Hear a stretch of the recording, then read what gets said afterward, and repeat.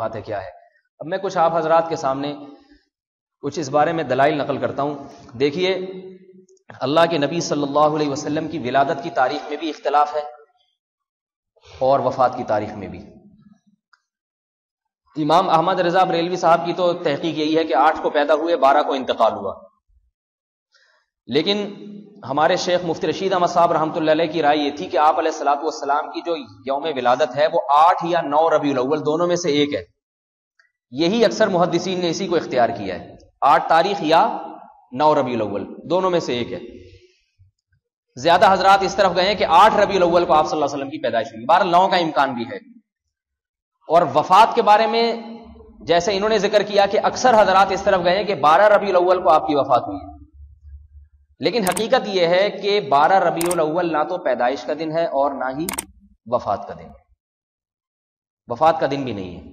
آج آپ کو معلوم ہے ریاضی کے اعتبار سے پرانی تاریخیں بڑے آرام سے کیلکولیٹ کر کے نکالی جا سکتی ہیں. آپ 1000 سال پرانی بھی تاریخ نکالنا چاہیں نا کہ فلاں انگریزی تاریخ کو چاند کی کیا تاریخ تھی، فلاں دن کو چاند کی کیا تاریخ بنتی تھی، یہ نکالا جا سکتا ہے.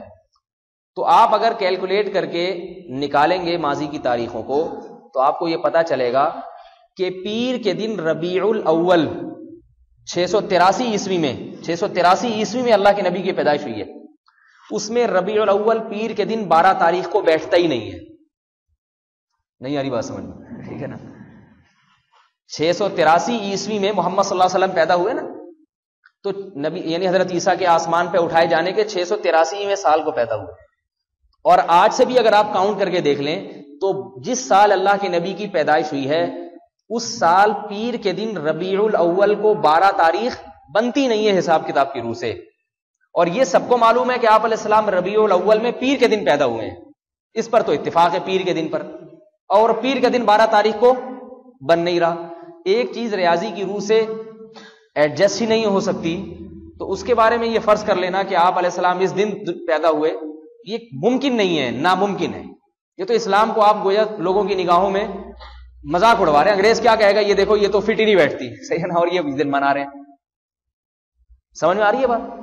اب یہاں ایک بات ہے، دیکھیے رسول اللہ صلی اللہ علیہ وسلم نے اگر فرض کر لیں کہ 12 تاریخ ہی ہے ربیع الاول کو جس میں آپ پیدا ہوئے، جیسے کہ ہمارے گرین چینل بھائی کہتے ہیں کہ 12 تاریخ ہی کو آپ پیدا ہوئے، تو اگر رسول اللہ صلی اللہ علیہ وسلم 12 تاریخ ہی کو پیدا ہوئے ہیں تو سوال یہ ملتا ہے کہ ہمیں قرآن اور حدیث میں صحابہ کے عمل میں اس دن سے متعلق کیا تعلیمات ملتی ہیں.